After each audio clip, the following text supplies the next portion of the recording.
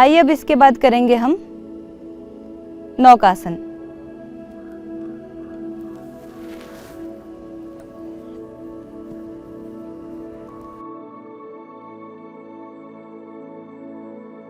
धीरे धीरे हाथों और पैरों दोनों को उठाते हुए एक स्थिति में आकर रुक जाएंगे और साथ में करेंगे कपालभाति।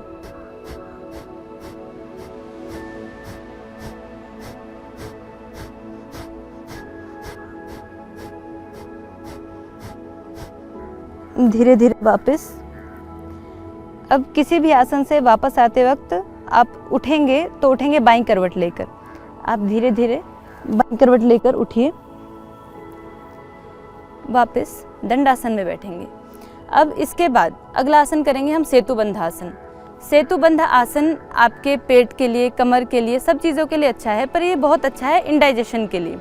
आपके पेट की नसें, आप अभी देखेंगे कि आपका पेट पूरा इस स्थिति में आ जाता है, अर्थात आपकी पेट की मसल्स पूरी खिंच जाती हैं, जिससे आपके पेट की मसाज अच्छे से होती है, और जितनी अच्छे से मसाज होगी आपका पेट उतने अच्छे से कार्य करेगा।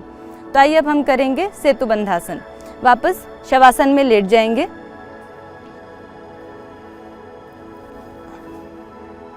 शवासन में लेटकर दोनों पैरों को मोड़कर पास में लाएंगे। दोनों हाथों से, हथेलियों से पैरों की एड़ियों को पकड़ेंगे। धीरे धीरे कमर को ऊपर उठाएंगे। आप देख पा रहे हैं कि इसमें जिस प्रकार से आपकी पेट की स्थिति है, उस प्रकार से उसकी सारी मसल्स, उनकी एक्सरसाइज हो रही है। आप पेट को जितना एक्सरसाइज देंगे वो उतना ही स्वस्थ रहेगा। इसके साथ आप कपालभाति भी कर सकते हैं।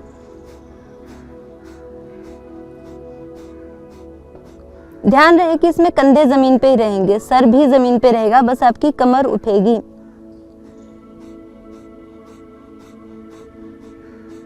यदि आप इसे कपालभाति के साथ नहीं कर रहे हैं, सामान्यतः कर रहे हैं, तो इसमें श्वास की यह प्रक्रिया रहेगी कि आप लंबी गहरी श्वास लेंगे, श्वास बाहर छोड़ेंगे और पेट को अंदर खींचेंगे।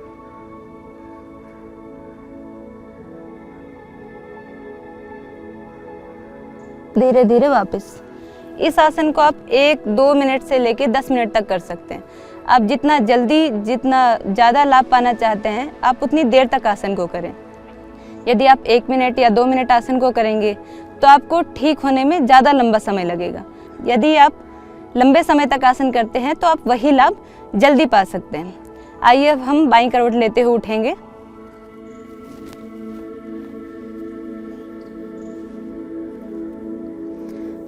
तो ये हमने देखा कि आसनों के द्वारा हम इंडाइजेशन को, अर्थात अपच, खाना ना पचना, जो हम खा रहे हैं उसका पच ही ना पाना, वो कैसे ठीक होता है। आइए अब हम जानते हैं कि आयुर्वेद में और प्राकृतिक चिकित्सा में इसके क्या क्या समाधान हैं। आप देखते होंगे कुछ समाधान हम किसी वेलनेस ट्रीटमेंट सेंटर में जाके ही करा सकते हैं, पर जो ये समाधान जो मैं आपको बताने जा रही हूँ, ये समाधान आप अपने घर पे भी कर सकते हैं। जैसे कि आप जानते हैं मिट्टी सब जगह मिलती है, और आपके घरों पे तो और शुद्ध मिट्टी मिलती होगी, तो जिसे कहते हैं मिट्टी चिकित्सा। हमारे आयुर्वेद में 5 तत्वों की चिकित्सा पाई जाती है। 5 तत्व आप जानते हैं, आकाश, पृथ्वी, अग्नि, जल, वायु। तो उसमें से जो मिट्टी चिकित्सा होती है उसे मिट्टी पट्टी कहा जाए अगर, तो एक साफ स्वच्छ कपड़े में इतनी मोटी लेयर आप मिट्टी की भरें, उसे अपने पेट पे रखें। वह मिट्टी पट्टी की चिकित्सा आपके पेट को पूरी तरह से स्वस्थ करने में समर्थ है। यदि आपके पेट की कोई भी गड़बड़ है, आप प्रतिदिन मिट्टी पट्टी लें। और दूसरी चिकित्सा आती है हॉट कोल्ड कंप्रेस, अर्थात ठंडी गर्म पट्टी। ये एक सामान्य, जैसे सिकाई करती हैं दादी नानी घर पे, या आपके घरों में जो भी घरेलू उपचार किए जाते हैं उसमें किसी किसी चीज़ में सिकाई की जाती है, तो वैसे ही आप हॉट कोल्ड कंप्रेस में क्या करेंगे, एक गर्म पानी की पट्टी, एक ठंडे पानी की पट्टी। एक बार गर्म पानी की पट्टी को पेट पे रखिए, फिर थोड़ी देर बाद उसे चेंज करके लगभग 2-3 मिनट में उसे चेंज कीजिए, दूसरी पट्टी पेट पे रखिए। इस प्रकार आप 5 बार पट्टियों को बदल बदल के रखिए। उससे भी आपके पेट में जो हल्की फुल्की या ज़्यादा गंभीर वाली गड़बड़ रहती है वो पूरी तरह से ठीक रहती है, क्योंकि पेट को एक ही तरह का खाना देने से भी कई बार वो गड़बड़ हो जाता है। आप रोज़ एक ही प्रकार का अन्न खाते हैं, सब्जी में, दाल में एक ही प्रकार का तेल खाते हैं, तो उससे भी आपके पेट के गड़बड़ होने की समस्या आती है। तो आप अनाज बदल बदल के खाएं, मिलेट्स खाएं, अंकुरित खाएं, चबा चबा के खाएं, दिन भर में पानी अधिक मात्रा में पिएं। आजकल की जीवन शैली में व्यक्ति को अपने आप के लिए ही समय नहीं है। जब वह स्वयं के लिए समय ढूंढने जाता है तो उसे ढूंढना पड़ता है, वह सहज रूप से स्वयं को समय नहीं दे पाता। यदि आप स्वस्थ रहना चाहते हैं, खासकर इंडाइजेशन की समस्या से दूर रहना चाहते हैं, तो दिन भर में खूब पानी पिएं। गर्मियों में कम से कम 12 गिलास, सर्दियों में कम से कम 8 गिलास।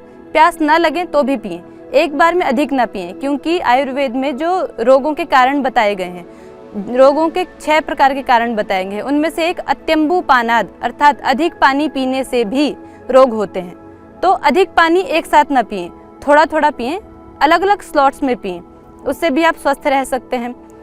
पानी की मात्रा, खाना चबा चबा कर खाएं और समय पर खाएं। ये सब चीज़ें आपको इंडाइजेशन के रोग से दूर रख सकती हैं। तो इस प्रकार आपने जाना कि आसन प्राणायाम के द्वारा कैसे इंडाइजेशन की समस्या को दूर किया जा सकता है।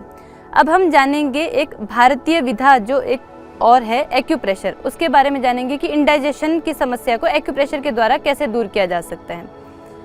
आपके दोनों हाथ हैं, दोनों हाथ आपके शरीर को रिप्रेजेंट करते हैं। दोनों हाथों में आपके अलग अलग जगह पे अलग अलग पॉइंट्स होते हैं जो कि आपके शरीर के अलग अलग अंगों को प्रदर्शित करते हैं।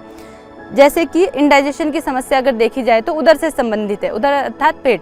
तो पेट की समस्याओं को दूर रखने के लिए ये जो आपके हाथ में ये वाला स्थान है, इसको आप प्रेस करेंगे। आप अंगूठे से भी प्रेस कर सकते हैं। अंगूठे का ये जो टिप वाला भाग होता है, इससे आप इस तरह से प्रेस करेंगे तो आपको उदर के रोगों से निवारण मिलेगा।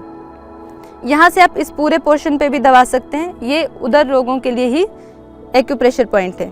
खासकर यहाँ जहाँ अभी दिखाया जा रहा है, यह उदर रोगों के लिए सबसे अच्छा और सबसे लाभकारी पॉइंट है। इसी प्रकार दूसरे हाथ में भी आप अंगूठे से दबाएं तो आपको अधिक लाभ मिलेगा। सही तरीके से सही समय पर चीज़ की जाए तो अधिक लाभ देती है। यह हुआ एक्यूप्रेशर पॉइंट। इसी प्रकार से हमारे हाथों की तरह ही हमारे पैरों में भी हमारे सारे शरीर के अंगों के पॉइंट होते हैं। तो हम देखेंगे कि पैरों में भी ये पैर में जो आपका ये वाला स्थान होता है, इस उभरे हुए भाग के थोड़ा सा नीचे ये हमारे उदर का स्थान है। तो आप अगर तितली आसन में बैठे हैं तो आप देख पाएंगे कि दोनों पैरों के इस वाले भाग पे ये हमारे उदर को प्रदर्शित करता है, मीन्स ये हमारे उदर का सिंबल है। यदि आप इन पॉइंट्स को दबाते हैं तो आपका उदर पूरी तरह से स्वस्थ रह सकता है। एक बार में कम से कम 10 बार दबाएं। यदि आपको इस पॉइंट पे दर्द है तो आप समझ जाएं कि आपकी समस्या एक गंभीर रूप ले चुकी है। तो आइए अब हम जानेंगे कि आपको खान पान में क्या क्या सावधानियां रखनी चाहिए। यदि आपको उदर रोगों से संबंधित खान पान का ध्यान रखना है तो सबसे पहली चीज़ कि आप लिक्विड चीज़ें अधिक लें। आप फाइबर वाली चीज़ें अधिक लें। फ्रूट्स में जैसे संतरा हो गया, मौसमी, सेब। उबला हुआ सेब पेट के लिए बहुत अच्छा होता है। आप एप्पल नहीं खा सकते, बॉइल्ड एप्पल खा लें। मुनक्का है, ड्राई फ्रूट्स है, अंकुरित है, चबा चबा के खाएं। कुछ चीज़ें आप सही तरीके से प्रयोग में नहीं लाते तो भी आपको समस्या करती हैं। आप फ्रूट्स में आसानी से डाइजेस्ट होने वाली चीज़ें खाएं और ध्यान रखें कि आप विरुद्धाहार ना करें। आप सब कुछ अच्छा खा रहे हैं, सात्विक आहार है, पर उसमें कहीं ना कहीं विरुद्धाहार आ जाता है, उससे भी आपके पेट की समस्याएं शुरू होती हैं। तो आप विरुद्धाहार में क्या क्या ध्यान रखेंगे? आप दूध के साथ नमक की चीज़ें नहीं लेंगे। आप अंकुरित और दूध भी साथ में नहीं लेंगे। आप जैसे रायता बनाते हैं तो रायता लौकी आदि का रायता बनाएं, बूंदी का रायता बनाएं, खीरे के साथ रायता ना बनाएं। ये सारी चीज़ें जो विरुद्धाहार में आती हैं और हमारे घरेलू उपचारों में या हमारे घरों पे जो पता होती हैं पहले से, तो वो विरुद्धाहार वाली चीज़ें ना करें। जो भी दो आहार आपस में मिलकर विष उत्पन्न करते हैं, हमारे शरीर के लिए अच्छे नहीं होते, वो चीज़ें ना खाएं। तो इस प्रकार हमने जाना कि कैसे योग, आयुर्वेद और प्राकृतिक चिकित्सा से हम स्वस्थ रह सकते हैं और इंडाइजेशन जैसी गंभीर बीमारी को दूर कर सकते हैं। हम आगे भी इसी प्रकार के विषयों को लेकर उपस्थित होते रहेंगे। तब तक देखते रहिए इंडिया टीवी। धन्यवाद।